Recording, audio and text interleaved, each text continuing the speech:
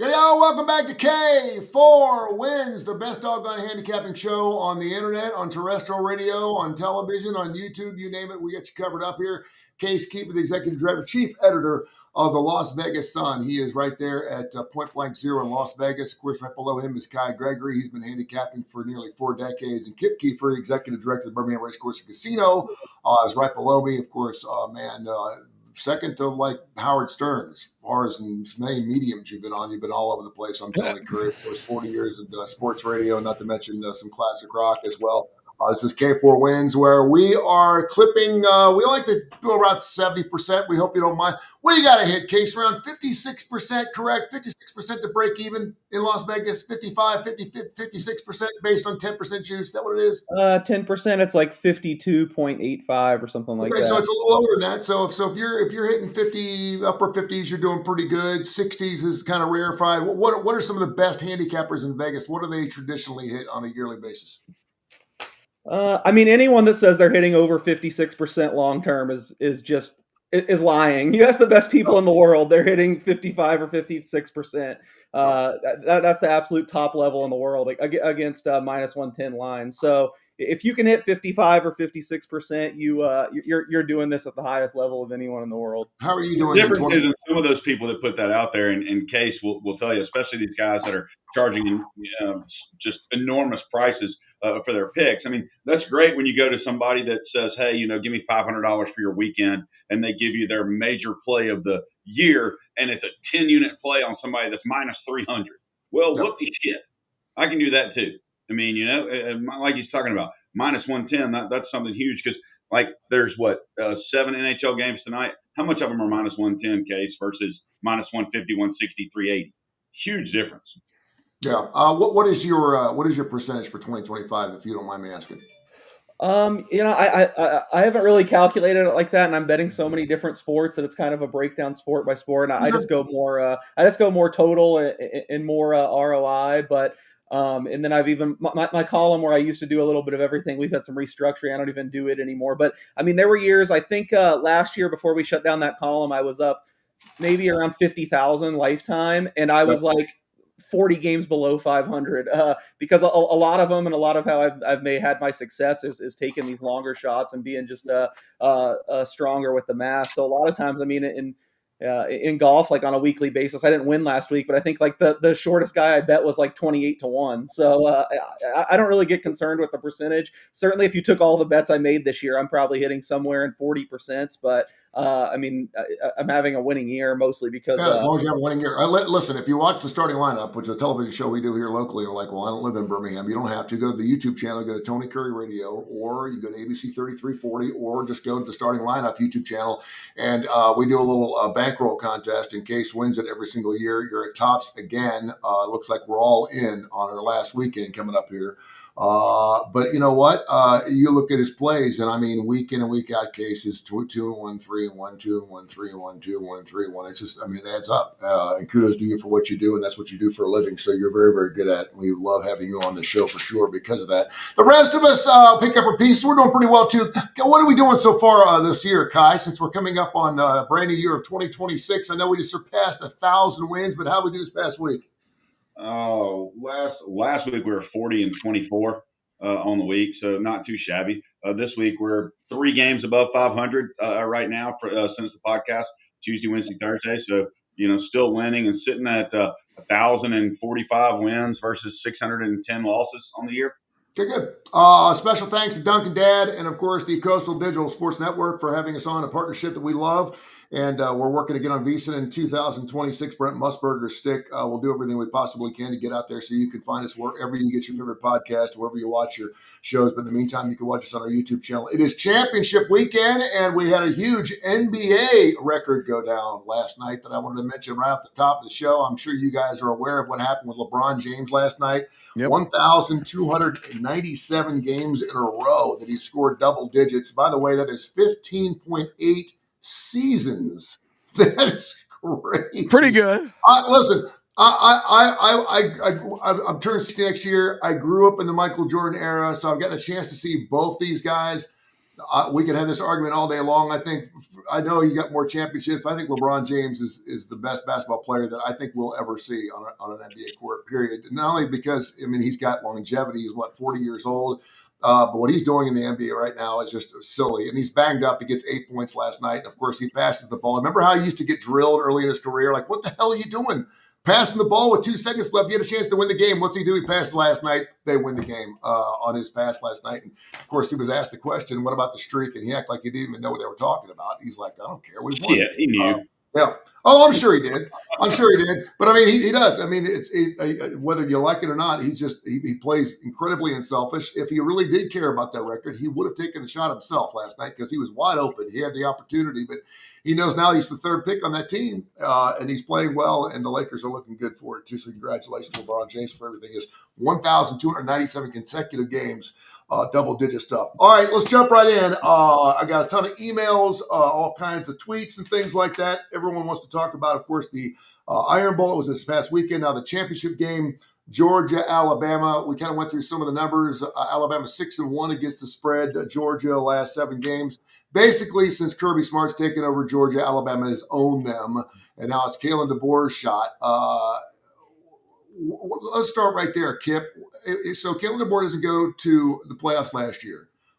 They're an underdog this weekend. Both you and I picked Georgia on the show. He loses this game against Georgia. What kind of pain is he feeling? What kind of pressure is he feeling from the Alabama fan base? Because he's had a really, really good year. I mean, it's been a great year. He had a great run, 5 games in a row where he won top 25 games. But if he loses to Georgia, they're out. Well, I don't know if they're out because the committee has made some maneuvers on Tuesday night to kind of position them and kind of set the announcement out there that, you know, they're going to adhere to this. You don't get penalized for playing an extra game thing. You know, we've talked about the likelihood that a 3-loss team is going to be left out, assuming the 2-loss teams are going to survive. But the fact that they moved Notre Dame below Alabama on Tuesday is very significant. Plus, I saw the Vegas number on who's going to make the playoffs went crazy in terms of favoring Alabama and reducing the chances for Notre Dame. Now, you know, I think if people listen to this show consistently, we're all pretty much on the same page. Notre Dame is probably not even in the discussion as one of the top 12 teams. I think we all kind of feel like they're more in the discussion for the top 6 or 7 teams.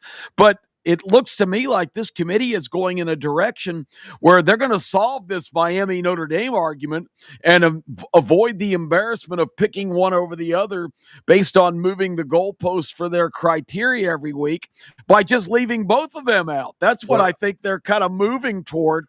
And I'm interested to hear your guys' opinion, but I think Alabama's position has been strengthened by some of the maneuvers that have happened this week, and maybe they are going to stick to that. We're not going to penalize them for going to their championship game, because it sure looks to me like Alabama's going to get in one way or the other, which I completely didn't think was the case last week.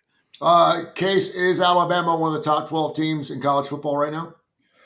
Yeah, but I think they're borderline. This is the last thing I said on our show Tuesday. I don't usually, I try not to take victory laps, but I said that Alabama will not be the one to get screwed because they want to incentivize these conference championship games. I mean, It really is all about money. The TV means so much. I said Miami would definitely be out, and then if there's an upset, if BYU wins, I feel like Notre Dame's going to be the next team to get the boot. And I know there's even I wouldn't say conspiracy theory, but some people are kind of come to the idea, and I think part of the reason why you've seen the Notre Dame number trim even further is I didn't watch the show. I never watched the show. I hate it. The sport's so broken. I'm honestly kind of ready to move on from college football. It's such a side show, and you guys know I'm wrong, but I mean, I want to bet it. I just the following this part of it is not fun to me. But I guess there was some comment made that it's easier to take head-to-head into account if the teams are right next to each other. So I've heard some sharp people take the big prices on Notre Dame to miss the playoff with the thought that if BYU just plays it close, they could drop Notre Dame a spot, and then if they're right next to Miami, maybe they would take Miami. It's all just ridiculous. But the only way I see Alabama getting left out is if Georgia absolutely wallops them. I mean, I think they got to lose by like probably more than 2 touchdowns to me to drop below Notre Dame and Miami. That's just how I've read it. I really do think they value getting to the conference championship games, and they want to keep that cash cow intact. So I think Alabama's in a really strong position as long as they're competitive. At least how I view it. I could be wrong, but that's kind of been my take. We've been doing this show for a long time, and I want you guys to answer a question. I'll go with Kai first. Everyone's looking at that head-to-head between Miami and Notre Dame, and there's no way in hell you could take Notre Dame over Miami because they won head-to-head. I am totally that blows me away that if you're going to be looking at a tiebreaker and you're going to go to head-to-head, yes, they were better on that particular Saturday, but does that mean that Alabama is not as good as Oklahoma or Oklahoma? Because people are going to make the argument, well, why should they be ranked? We see it all the time where one team's ranked above another team that just got beat by that team. It's because that team is still better than them. They may have had 5 turnovers. They just didn't win that particular day. And so I guess if you're looking for a tiebreaker, you can always look at head-to-head. But to sit there and make that argument that there's no way Notre Dame should be in because Miami beat them on the field back in week 2 is ridiculous to me. What's your thoughts, Guy? Well, they've always said the eye test mattered, and the Alabama fans, which apparently the committee are, have rigged this for Alabama to make sure they're in. And the eye test should tell you over the last month that Alabama's not one of the top 12 teams in the country right now, not the way they're playing, struggling with South Carolina. And to hear the committee chair said they gave them more credit for a win at Auburn than Notre Dame's trouncing at Stanford when Notre Dame loses 2 running backs early in the game. Jeremiah Love, no chance at the Heisman now since he got hurt after 5 carries, 58 yards, came back 1 more carry, ended up with 66 yards and a touchdown, but it didn't matter. They were hurt. And now, so the Florida State win over Alabama in week 1 does not matter. It's not important. But the week 2 Miami over Notre Dame is important. Well, so which way are we? So it's definitely controversy. It's just kind of like this. I'm going to go on a soapbox. This new committee they have out for the Hall of Fame in baseball that's out there to cherry pick and put people in that the Hall of Fame's never going to vote in, like Barry Bonds, is probably going to get voted in this weekend by this new stupid committee that they've put together because somebody's butthole's hurt over who's not in. So anyway, I digress and go back.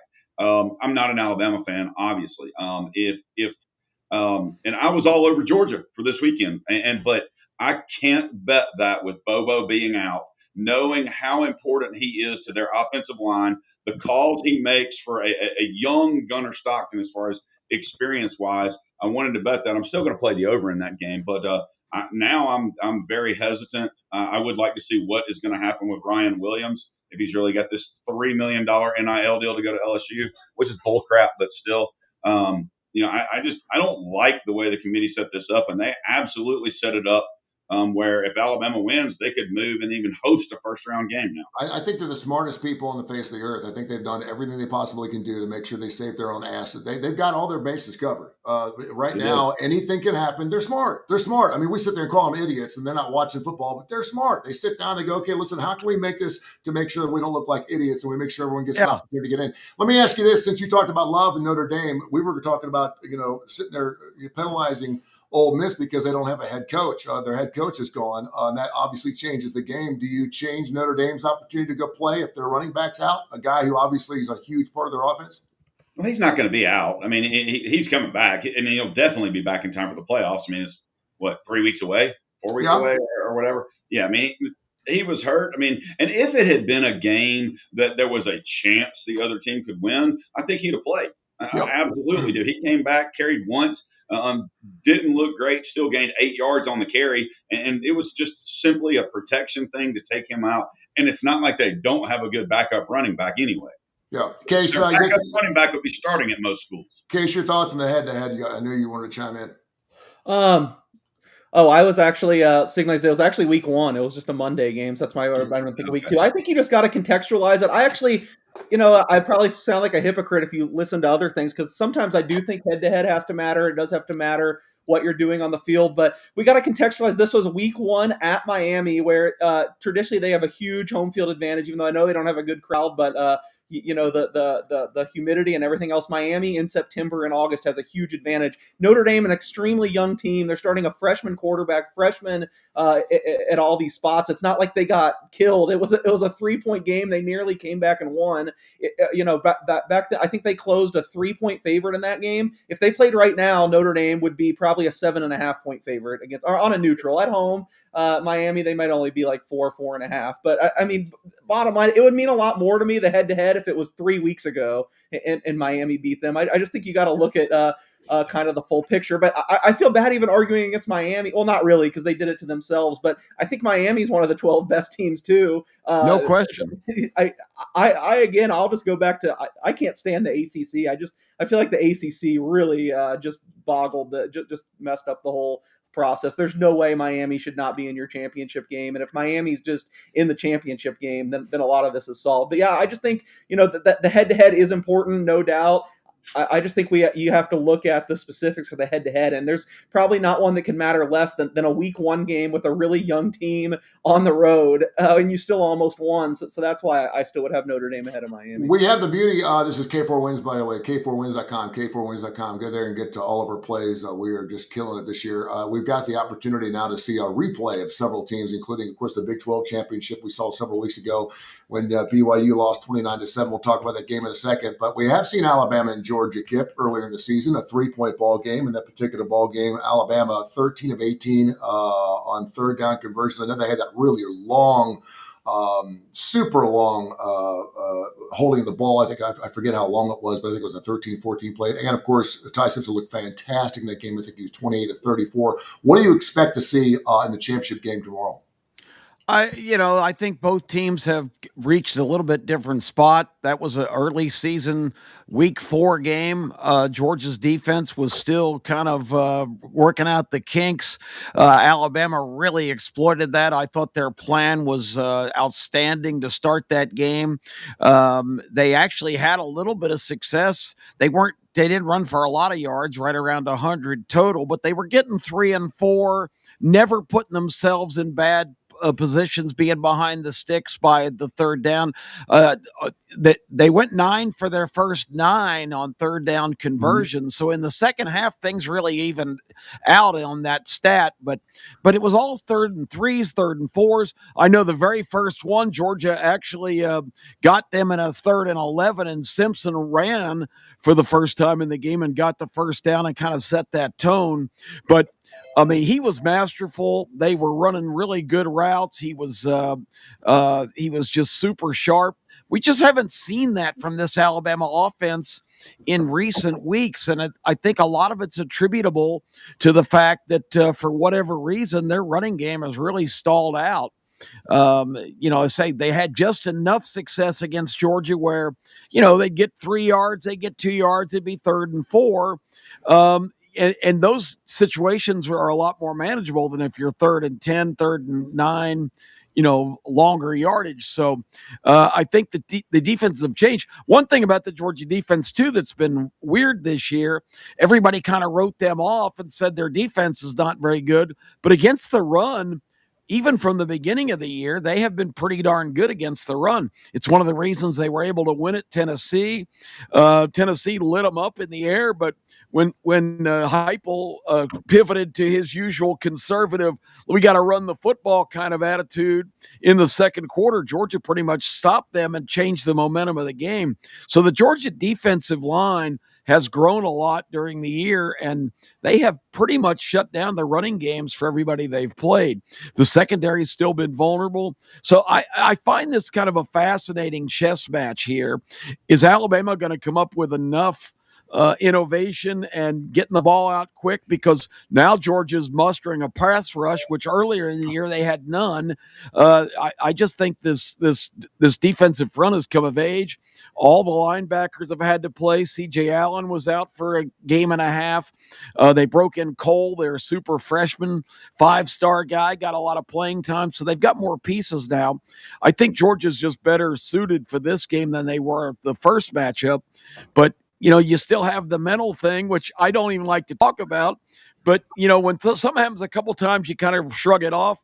But Alabama has had such success against Georgia. They've got to have a lot of swagger coming into this game. And remember, Georgia has never beaten Alabama in Atlanta, which, of course, are the stages for national championship games and SEC championship games on that same field. I think the record's like 1-6 for Georgia against Alabama. So the mental factor definitely in the Crimson Tide column. And maybe, I don't know how much the players are perceptive of the situation, but I'm sure people are telling them, hey, you guys are in no matter what.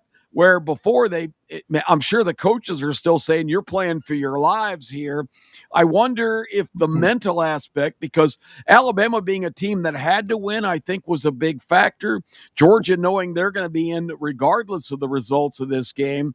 But I think maybe that's been negated a little bit because now, the perception is Alabama's in, win or lose, unless Case's scenario comes up. If Georgia blows them out, they could certainly be eliminated. But I just don't see that happening. I think this is a field goal game either way. And once you're talking about a 3-loss team getting in there, and I know we're not going to go the Texas route, but Texas certainly can make an argument. Hey, listen, we could have played Northern Illinois the first week of the year, but we decided to play Ohio State. Now we're getting reprimanded for losing to the national champion Ohio State Buckeyes only by 7 on the road. I will say this. We talked a lot before the Iron Bowl about how Alabama needed to find the running game, and they did do that. Jam Mills, should I said, well, he rushed for 5.5 yards per carry. Jam Mills did. He did really well until he got banged up and lost. They only had 117 yards. 3.1 yards per carry in that first game. Of course, Chauncey Bowens averaged 10 yards per carry, so that had something to do with that. But you were going against an Auburn defense that, notably in the SEC, is one of the best rushing defenses, not only in the SEC but in the country. And Alabama, they had a lot of second shorts and third and shorts that would play really well and getting makes a difference. Yeah, getting up 17-0 in the game. The other thing I think was really interesting, and I know that Kai Gregory's unloaded his entire wad on the over 47 in the Georgia-Alabama SEC championship game by our bankroll contest. By the way, if you're looking for a play, we'll give you a first play right off the bat. Kai's loving the over 47. That first time around, 31 points at halftime. They only scored 7 points in the second half. So both defenses got up and got done with it in the second half. Kai, why'd you go there over 47? Stupidity. I Okay. mean, it'd probably be a 21-17 game. There are other things I like. I was just like, you know what, screw it. None of these guys are going to be on this. So I'll just throw this one out there. Yeah, because when that was announced, we all kind of looked at each other like, "Wow, that's a bold pick." Because the perception most people is it's going to be kind of a lower scoring game. But I don't disagree with your strategy, Kai, because I'm starting to learn more and more that every week, whatever my strongest inclination is, go the other way. There you go. I mean, it's indoors, and typically speaking, both of these teams, have decent speed. I kind of hate it with Boba being out, but I really like the aspect of what I think Branch brings to the Georgia's offense. I mean, he can bust one out at any time. And if Ryan Williams is going to play, who the hell knows what happened in, and all this drama that's probably nothing. Ryan Williams can bust one out at any time. And I think the reason for liking the over is I just don't think Alabama's going to try to run that much because they have not been able to. And it looks like Jam Miller's still hurt. Granted, whoever the other two that were running the other day did okay. But I just think you're going to have, some scoring. We are hearing that Ryan Williams has already made a deal in the transfer portal, and he's going to be going to LSU. And that was the reason why, obviously, he was not on the football field this past week. I'd be out there playing his ass and trying to bang him up. I'd be getting clipped left and right. If he's going to go out, he's going out in the ball of glory, but I'm going to get it done.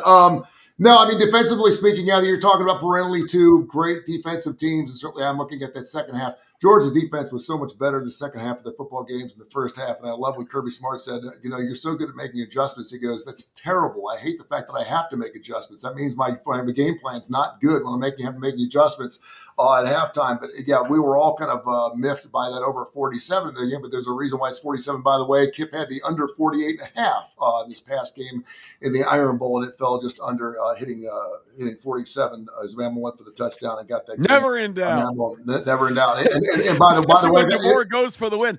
We haven't talked about that. Now, I'm not going to suggest DeBoer had the point spread in mind, but knowing that every Alabama fan, booster, everybody on earth, no matter what the line is confident that Alabama is always going to cover. Kai can testify to that. To go for that, pretty bizarre to me. To go for that for the touchdown instead of kicking the field goal. Of course, Talty's about as reliable as me running out there trying to make one, but I think you're better, Kip. I think you could bet. I think you're better.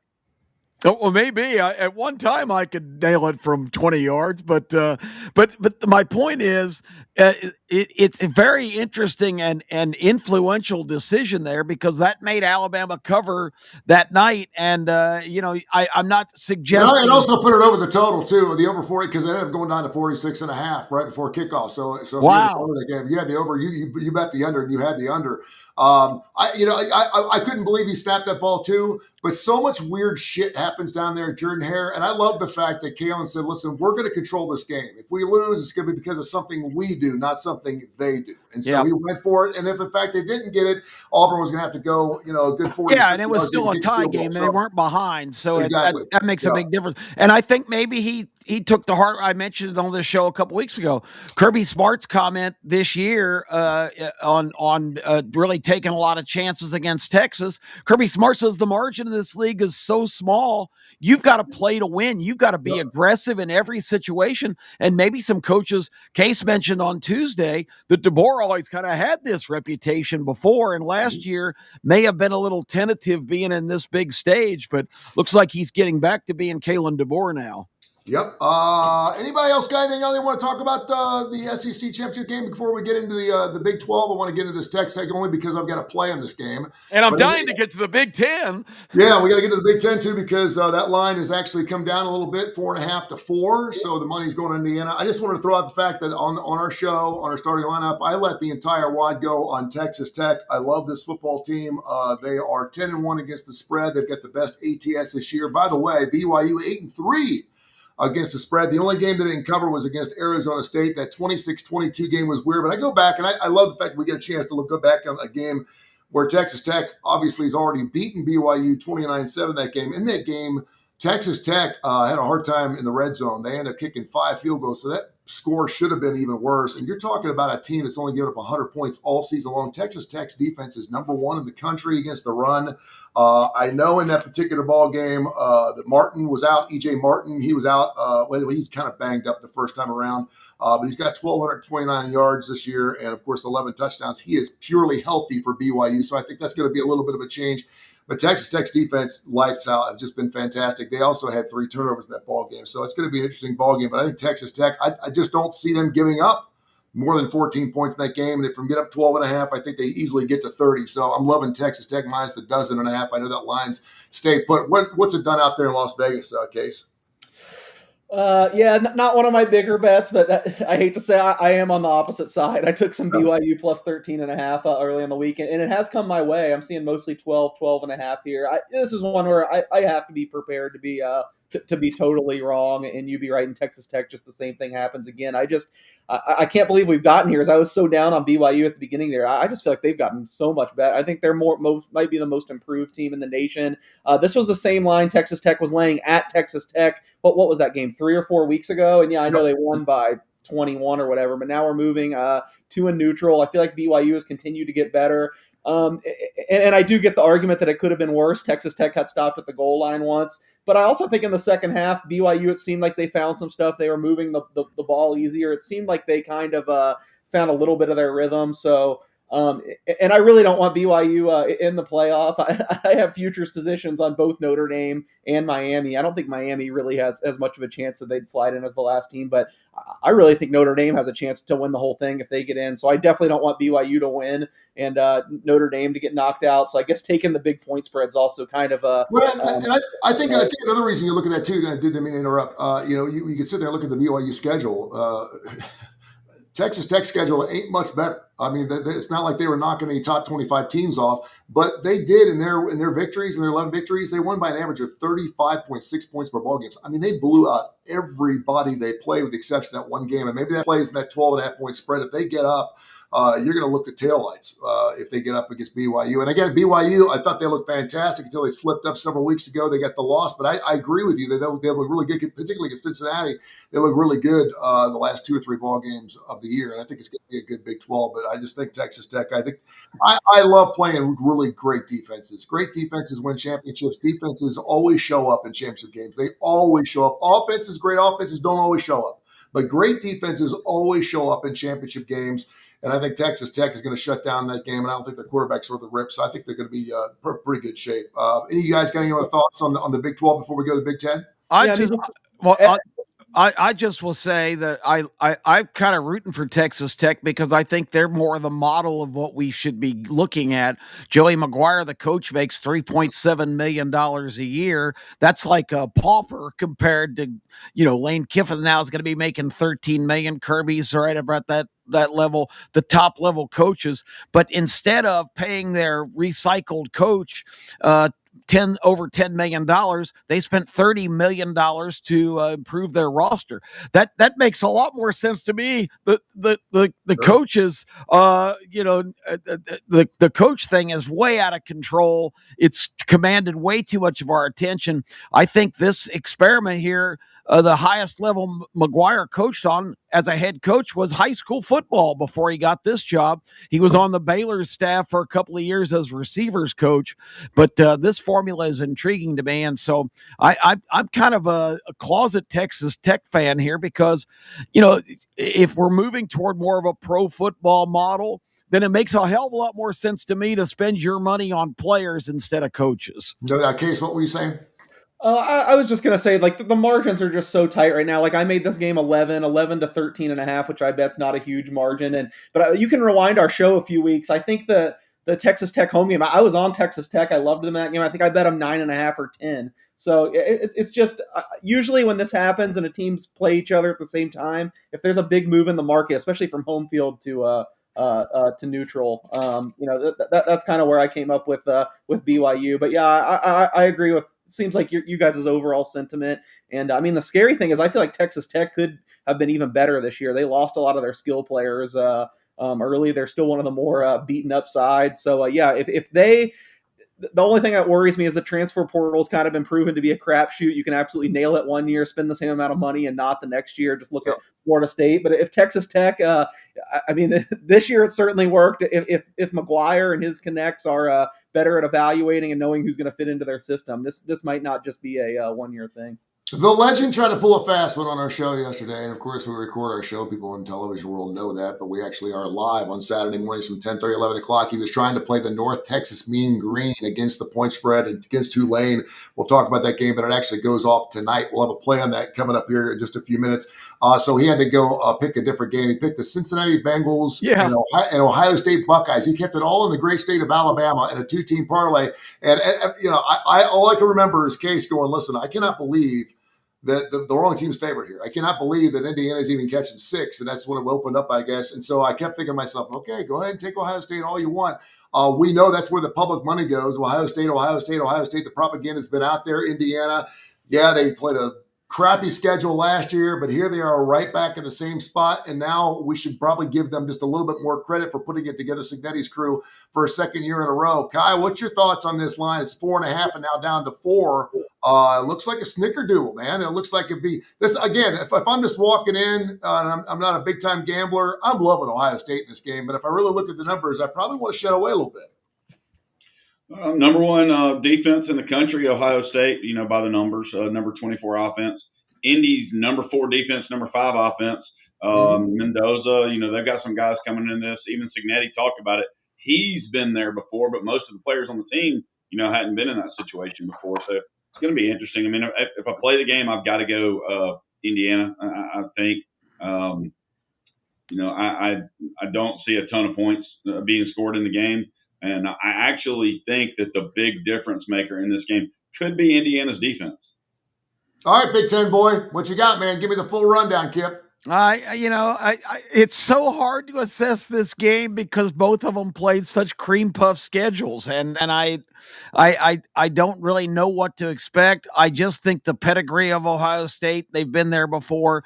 I'm not overwhelmed. The most of in an Indiana game I watched all year was the second half of the Penn State game, where Penn State was dominating the game and dominating the Indiana defense. Singleton, a running back that I was really high on for Penn State, which by the way, they still haven't hired a head coach. This is high school signing week. Penn State right now ranks 143rd in the recruiting rankings for next year. They've only signed 2 guys going into today. What a Titanic is going on. And Virginia Tech has moved from 100th to like 22nd. Yeah, because Franklin's taking all the guys he's already recruited to Virginia Tech. It was 124th. It went from 124 to 22nd. Wow. What he did. Yeah. Wow. Crazy? Yeah. I mean, they are in terrible trouble. And this could affect their program for the next 5 or 6 years. But the bottom line is, I think Ohio State's more the proven commodity. They've got the bigger stars, the more name brand guys, and that's probably not a good way to analyze the game. But the fact that these guys have been on the stage, I still. Indiana's going to have to show me. I don't believe in Indiana. I mean, the win at Oregon is looking better and better because Oregon kind of proved me wrong at the end of the year and survived the. I thought they would lose one of the 2 games between USC and Washington. They won them both, so that win kind of stands out, and it's better than any Ohio State win this year. But I just can't get past the fact that. I still think Indiana. I just can't quite accept the fact that they're a legitimate contender. So I got to lean Ohio State here, but it's really a hard game for me to forecast because I really don't know what to expect. Case, you've been all over Indiana, and of course, I kind of believe that the Heisman Trophy will be won or lost in this game. If Mendoza comes out and has 3 touchdowns and 0 picks and throws for a couple hundred yards, and they win the football game. I do think that I think Indiana has to win this football game for Mendoza to win the Heisman Trophy. I really do. I don't think it's, and even if he comes up 11-21 for $1.50, as long as they win the football game, I think the trophy's his. But where's your thoughts? Have you come off that number at the number of 4? Is it still too high for you? Yeah, you could still find a 4.5. It's still a little too high for me. I mean, my biggest bet of the week was Indiana plus 6.5. I just don't. If you look at any of the data, any way you slice it, there's just no way you can get to that high of a number. And even 4.5, I think is too high. So it would be a shorter bet for me now. I could be wrong. It's hard to get out of your mind. Last year, I think they lost 38-13 to Ohio State. It was a little bit closer than that, but they were undefeated going into that game.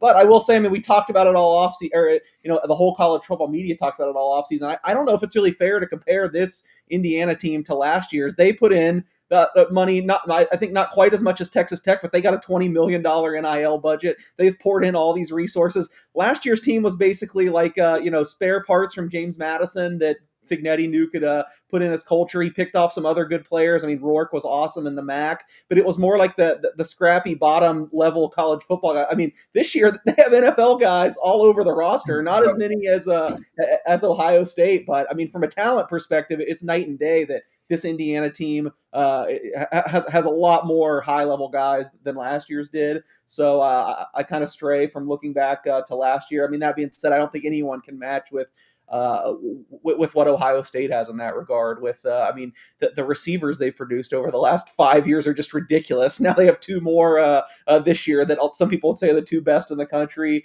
Defensively, they've got top 2-day NFL draft guys at every level. So it's hard for anyone to compare with Ohio State in that regard, but I don't know. They've had some ups and downs too. I think if you look at the numbers, it should be a much closer game. It should be tight one way or the other. So I'd be taking the underdog regardless. Mendoza, sophomore, junior? I think he's a junior, or it could be redshirt sophomore, but he's played at least 3 years. I don't know. I wouldn't think he'd have a COVID year. He's way too young. He's got to be a junior. I think it's amazing. It's a great story when you don't have a clue who you're talking about until halfway through the season. Now all of a sudden Mendoza can win a Heisman Trophy because no one was talking about this guy preseason. I don't even know what the numbers were. If there were numbers up on this guy preseason, it's amazing. And I'm going to stand up here for a guy that I typically don't really stand up for, but I just don't see how those guys, what they've done is more impressive than what Diego Pavia has done and the numbers he's put up and the way that he single-handedly, if the Heisman Trophy is the de facto MVP of college football, Diego Pavia wins in a landslide. I'm sorry, Mendoza and Julian saying the schedule that they've played and the performance that kid has provided.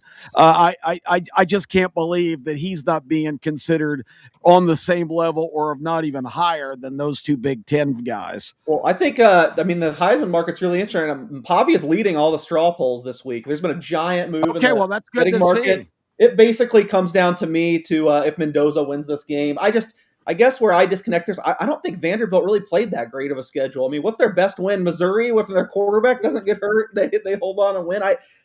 I know this. We're going to butt heads on this all the time. I just think the middle of the Big Ten's better than you do. I don't think Vanderbilt's schedule is much better than Indiana's. Am I crazy? Yeah, I think so because right.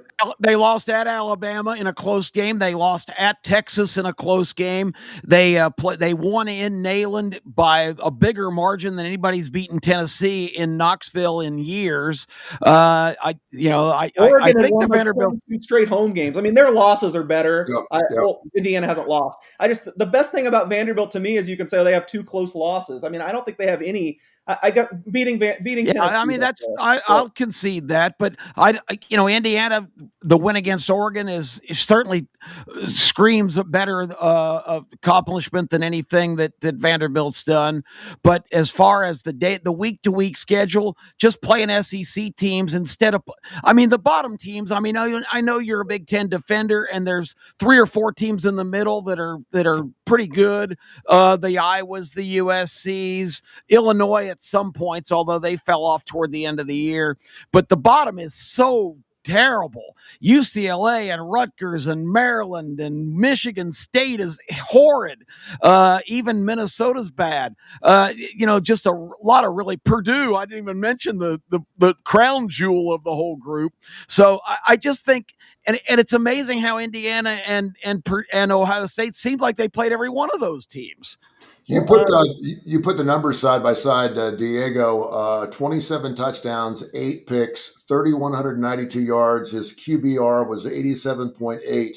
Fernando Mendoza, 32 touchdowns, only 5 picks. His QBR 88.3 and threw for 2,750 yards. If you want to put the numbers side by side, obviously Mendoza's got a little bit of an edge, not in overall yardage, but as far as in touchdowns and picks, it's pretty doggone close. And you may be right, Kip. If Indiana loses by 14 this game, they're going to have to come really, really close. If they don't win this game, they got to have a nail biter in order for him to win a Heisman Trophy. Bobby may still end up having it. I love the fact that they wait. I wish they wait till after bowl season to do the Heisman Trophy, because the biggest, best games of their careers normally are coming up after the Heisman Trophy is given out. At least they wait till after championship weekend. So we'll find out. Unfortunately, we will not have a chance to see Pavia play again because Vanderbilt has nothing to play for. So, unless they schedule that game they're talking about playing this weekend. Everyone has offered to go to Mexico City and play anybody in the country. Yes. There you go.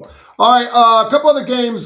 James Madison, 23.5 against our homeboys Troy, the Trojan man. North Texas minus 2.5. By the way, Legend was going to take North Texas minus 2.5. Makes me wonder if I should play that game later on tonight. 66.5, so over under. I was just going to play North Texas team total and game over. Just hope. Yeah, but you got to keep in mind in that game. I know they've been running a lot, but it's been raining all weekend in New Orleans. It's supposed to rain today. That's going to be a disgustingly wet field. Mm-hmm. So, which means the receivers are going to know exactly where to run. I'm more concerned. Both of these two teams like to run the ball a lot. Yeah. And then people don't realize that with those two teams, they run the ball a lot. That is going to affect the footing. Sure, you could get out there. Don't get me wrong. I hope North Texas wins. I do. This is what I'm calling the play for the portal bowl, because all these kids are looking for somewhere to go next year if they don't follow their coaches. Where's that championship game played at? I think it's in the Superdome. I was going to say it's in the Superdome, right? So I thought it was at Tulane. Well, that's where Tulane plays their home games, at the Superdome. Tulane has their own stadium now, but you guys could be right. It could be the Superdome. I think they've still at least one regular season game at the Superdome. Okay. I really thought AAC was home team, so I think it's at Tulane. But Okay. I'll It's check. at I'll double Tulane. check. Okay, It's well, if outside. that's the case, then weather does come into play. Yeah. Yeah. The other game, Duke, Virginia. Does anyone really care? The line was Well, 3.5. hey, so you got 4. Kennesaw State, Jacksonville State tonight. Kennesaw Yep. State 2.5-point favorite. I know they lost by 9, and it probably wasn't that close last time they played. But Kennesaw State outgained Jacksonville State by 100 and something yards and had 4 turnovers. And again, they lose by 9. And the game I was at absolutely Jacksonville State love too. So that, Kennesaw State. yeah. I love Kennesaw State tonight, and I'm scared. I want to really hear what Case has to say about this. Boise's defense, okay, but Madsen, since they've been out, and the line's moving my way. I'm going to wait longer, but I know the defense sucks, but I've been on them all year. I love UNLV tonight against Boise. Still my gut tells me UNLV will win, and right away I bet UNLV plus 3.5. But that was before I realized Madsen is playing tonight. He's back. I just think their offense is way better. I'm kind of contradicting myself here. I use the example of why I bet BYU that the line moved to a neutral field. I mean, UNLV played at Boise. It was a little bit longer ago. It was 2 months ago, and they were a 13-point dog. Now it's we've taken some Boise money this morning. We're up to 5, but it's 8 points less now. So that kind of gives me kind of makes me shake a little bit. But for better or worse, I did fire prematurely on UNLV plus 3.5. So I thought there was no way Madsen was going to be back. He is.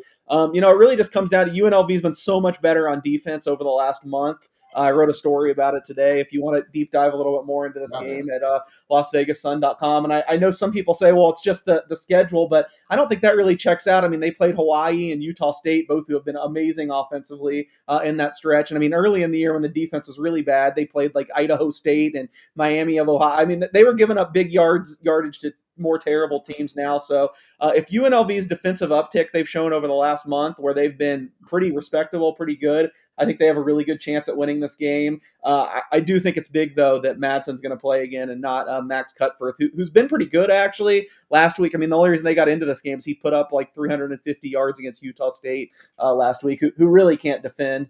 But, I feel like it just comes down to do you believe in UNLV's defense, because they've been really good over the last month. If they can do that again in Boise, in the cold, in the elements, it might snow tonight, then I think they have a good chance. It kind of sets up for the under 60 with everybody thinking Mountain West, we've got to go over. And it's 59.5, 60 now. So it kind of may set up like that outside in the snow. 60 points is a lot of points, unless it's It 35, is. unless it's 35-30 at halftime. And it looks like it's nothing. When you have the over 60, man, it is hard to get there. That's the other North Texas game is 66.5. You wonder why the rain would not play. By the way, it is played at Ullin Stadium. You're correct. It's played at Tulane Stadium. So you wonder why that line is at Good call. 66.5. It sounds like a lot, but UNLV and Boise did put up 90-something the first game. I think it was like 6-38. That is true. Like that. We're going to get into some NFL. This is the last show we do before NFL on Saturday, Sundays, Thursday night games. We certainly look at as well. We're going to talk about that. Before we do that, though, because we have an hour, we want to pack it in there. I do want to talk about some college hoops real quick, because I know that Kai was all over some incredible matchups. I mean, every single night there's just an incredible matchup. And, of course, we are heavy college football until March Madness comes around the corner. We'll be all over it. We're good at those, too. But give me some of those big matchups coming this weekend here, Kai. Tonight, I mean, if you don't want to watch football, you got Gonzaga at Kentucky. So you've got two of the top 10. Actually, Wow. no, Kentucky's not ranked top 10 in the power rankings, but Gonzaga's in there at 8. I mean, tomorrow you've got 2 and 4 in the power rankings. Iowa State at Purdue. Purdue's only a 5-point favorite. Duke at Michigan State early in the year. That's incredible. Louisville at Indiana is not as big a game, but that's there. Rutgers, Michigan, Florida State, Houston, and Florida State could be sneaky good. You just never know. They'll get beat by. But Georgia just beat them by 40 points as a 1.5-point underdog. I know. Illinois at Tennessee, Ole Miss, St. John's, Auburn at Arizona tomorrow. Interesting. Some great games going this weekend in college basketball, and cannot wait till we get to spend a little bit more time and talk about them more. When not that I'm happy college football's over, but when you've got 30 games and 20 of them suck, and there's 70-point spreads in college football versus 150 basketball games, and you can go in and look at something like the Ivy League or the Mountain West or AAC or something like that to get better matchups than just the top 25 that everybody looks at. Can't wait. Hey, by the way, and I'm glad your boy is part of the services. We thank you for all the service he does. Let's talk Army Navy real quick. I got a chance actually to go to that game, and I would love to make it. I don't think I can travel, but only 4.5. Switch it over here. I'll go. I got an opportunity to go, Yeah. man. I would love. It's a bucket list thing. I'd Yep. love to go to that game sometime. And I know as a proud papa, you'll see several of those before it's all over. But 4.5. The line looks a little small for Navy over Army. Am I missing something here, you guys? Maybe it's just that they never score in these games. They're always like They're ugly. Yeah, yeah, 16-7. It's Yeah, gonna be so low scoring. But I mean, if you would have just asked me right now, I have not made a number, and I hadn't even heard it until you said it. If you would have asked me what it was going to be, I think I probably would have said like Navy 6.5. Maybe I would have said 7. So yeah, it does look a little short, but you always got to keep in mind that the average score in this game the last 20 years has been like 20, 21, 23 points. So it's kind of hard to pull away when it's that low scoring. I'll take Navy. you like Navy? Yep. I think Navy's maybe the best team in the AAC, and they just they didn't get it done, but they sure finished the year impressively, and I mean they certainly look on paper better than Army, who doesn't seem to have any explosiveness whatsoever. Because Navy actually has introduced a brand new wrinkle to their game. They actually throw the ball on occasion, which Army still hasn't graduated to that point yet. So from that standpoint, I like Navy in the game. By the way, the over-under 38.5. You want to go back and look at I think that's an under. Last year, it actually would have gone over 31-13. They scored 44 points, and it did go over the total. The year before, back in 2023, I remember this game, the over-under was 28. and it pushed. It pushed a 28, 17-11. The year before, 32.5, and it went over. So 2 of the last 3 have gone over, actually. We had a 13-17 game, over 36, went under. 15-0 back in 2020, 31-7 in 2019, 10-17 2018. So, yeah, we've actually had 2 of the last 3 actually go over the total. So maybe we've seen something. Listen, if the Navy's going to throw the football, good night. I mean, that's usually you see like a 2 of 5 for 17-yard line, and now all of a sudden you're starting to see some fireworks. So that's pretty good stuff. So, all right, NHL, you guys were like jibber jabbering right before we came on the air. What's going on in the NHL? And again, our show goes every Tuesday and Friday. We're looking to add a third show because we just need more time. We're on every single Tuesday and Friday on our YouTube channel, on Tony Kurre Radio, wherever the Coastal Sports Network, the Digital Sports Network. Check out their page. They're fantastic. SR1029thegame.com. They do wonderful work, and we greatly appreciate Duncan, Dad, of course, the entire crew for partnering up with us. But we're on every single Tuesday and Friday at 10 o'clock a.m. Central Time. Anything else going on in the NHL you guys want to talk about? Then we'll get into the pros real quick. I mean, I think it's kind of been swept under the rug NHL-wise. There's so much else going on, but the Avalanche are on like a historic pace. I mean, they have an outside shot at the all-time regular season points record. Now, of course, every loss counts when that happens, and they lost last night. But hopefully you listened to me for the last year beating the drum with the Avalanche, because this looks like the best team. And who knows, anything can happen in the hockey playoffs. But regular season-wise, this looks like the best regular season team we've had in the NHL probably since maybe Tampa's first Cup team. Or the first one of this this era, like 5 or 6 years ago. All right. Anything else from you guys? We're gonna have 2 or 3 plays put up from there. Okay, good. I think you need to look at. I think all of us are guilty of this, but right now there might be a little bit of a transition going on in the league, because coming into the year, everybody was pretty high on the usual suspects, the 2-time defending champion Panthers and the Carolina Hurricanes, and both of them are leaking oil right now. I mean, they're not playing very well. They both got beat at home last night. So I think looking at some of the matchups when those teams are involved, I mean, they're still usually minus 180, sometimes 210. Don't be afraid to take some of the middling kind of, dog teams like the Sabres or the Bruins or the Maple Leafs. That's kind of my alert team of the week. The Maple Leafs in the last 3 games have actually started to play like they actually have a care in the world, because they were kind of mailing it in earlier in the year. I think that's a team you can watch to trend up this week. And these teams with these young stars, the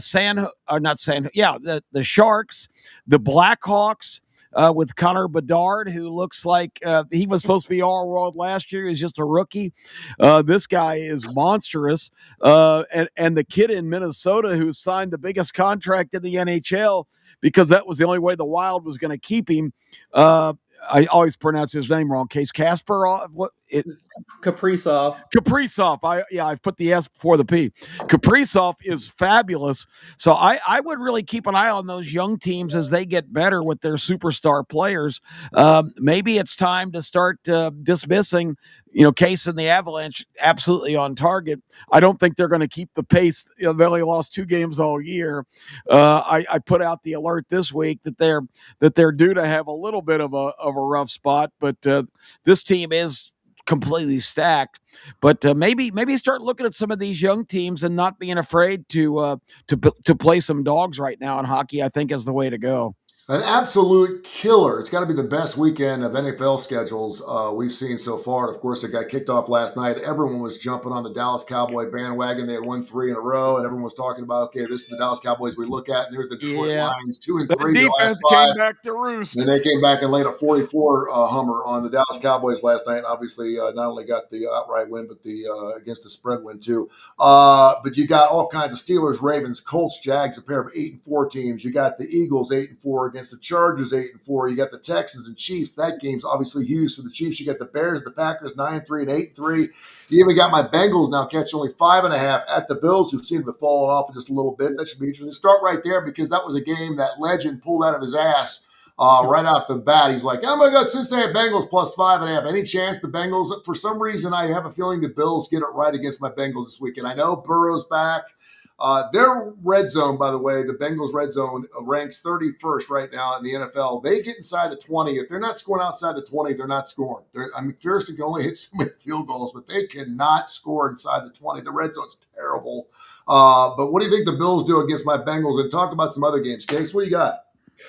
I think I said it Tuesday, but I bet Bengals plus 6.5. Wasn't a huge edge. I made it 5, which is basically where it is now. So I probably wouldn't bet it now. There's been so much talk about how some of these other quarterbacks haven't been as good. I mean, Josh Allen hasn't looked great this year other than a game or two. I know he had like 6 touchdowns against whoever it was a couple weeks ago, but James Cook's kind of powered their offense. I don't know if Cincinnati's capable. I would just put a ton of guys on the box and force them to do something other than pound the ball. I think Burrow will be better in week 2. So still a slight lean to the underdog there. Not one of my bigger bets. A lot of the other bigger games you mentioned, this always scares me, but I just like a lot of favorites this week. I think the Sunday night game is Chiefs, Texans, and that number has gotten to 3. People are just down on the Chiefs. I just feel like the pendulum has swung too far. I mean, I think they're 1-6 in games decided by less than a touchdown. Where last year we talked about time and time again they were like 12-1. They just got every break. Now I feel like everyone's going against them. I feel like some Chiefs money will come, so I would jump on the Chiefs now. And I also like the Eagles as a favorite on the road in the Monday night game. Maybe the Eagles are just too much of a mess, and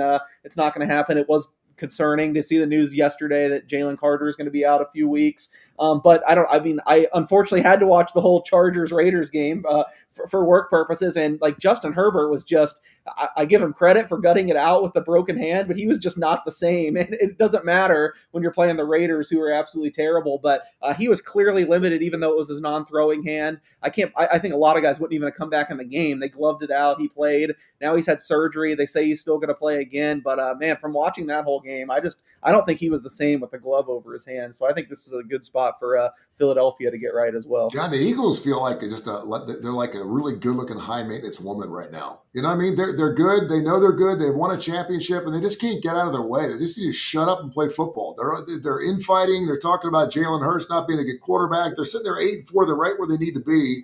And you talk about a team that wins close ball games. They get it done year in and year out. The last 3 years, they've been the best at it.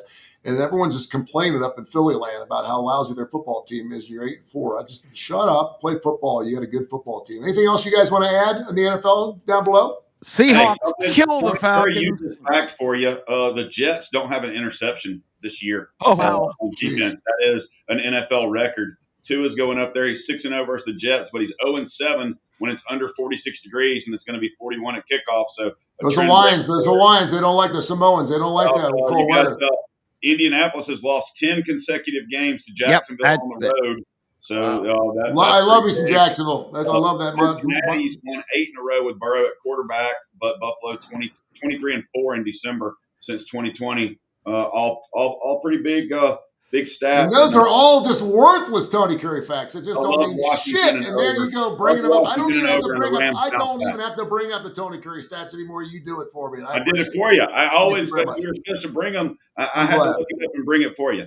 That's wonderful. I love it. And by the way, congratulations to the UV Blazers for picking Alex Mortensen as their new head coach for their football team. Several people have reached out to me, and so what's your thoughts? And my thoughts is that's the best they could probably get. Yeah, I mean, they could have got somebody comparable, but what's the point? You already got the same guy you can hire. You want the Presbyterian head coach? Sure. Do you want the OC from SMU? I think Casey Woods, he would have been a great hire if they could have gotten him. He bowed out. The OC from Navy bowed out. I mean, everyone just was like, no, we're good. And I think, and you brought this up, Guy, I know we got to go, but we have set a record. We brought this up on the starting lineup. 49.1% of all head coaches have been fired the last 2 years in college football. 60 different head coaches last year and this year have lost their jobs in college football, which, by the way, sets a record from something that was done back in the early 80s. So, I mean, there's been so much turnover. And now we're starting to see guys, like a Georgia Tech and Navy and everything, they're staying put. And the money's too good. I mean, I can sit there and say, wow, the difference between 3 million and 10 million is big, but those guys aren't making that jump. Some guys are going from 4 million. We're going to give you 5 million to come. They're like, you know what? My kid goes to school here. My wife likes to shop in here. I'm happy here. I'm a winner, so I'm good to go. And you see a lot of guys stay put. I love that. I wish Lane Kiffin maybe would have thought to do that, but You're a lot closer to me, obviously, and I know we got to go, but I wouldn't think the money's that great at Presbyterian. And all the reporting I was seeing was like the Presbyterian guy was going to be the coach. I wonder what happened there. I guess if he backed out, I think that would have been a decent hire, what he's done on the lower level. But no, I think it would have been too. Choice. Yeah. No? All I can think is, Mark Ingram's a Catholic. Bet the Seahawks with both fists. The Falcons suck. I told you last week they'd lose to the Jets. I was absolutely right. There's another. We need to do a whole segment on Kip. I told you. There's got to be a Kip. I told you segment because every week. Yeah, well, because nobody listens to me. The hell we don't. We listen to you, brother. I'm just a voice in the wilderness. I love you guys. Have a great weekend. If picks a big upset and nobody hears it, did it really happen? Go Texas Tech. I love you guys. Talk to you later. All right, guys.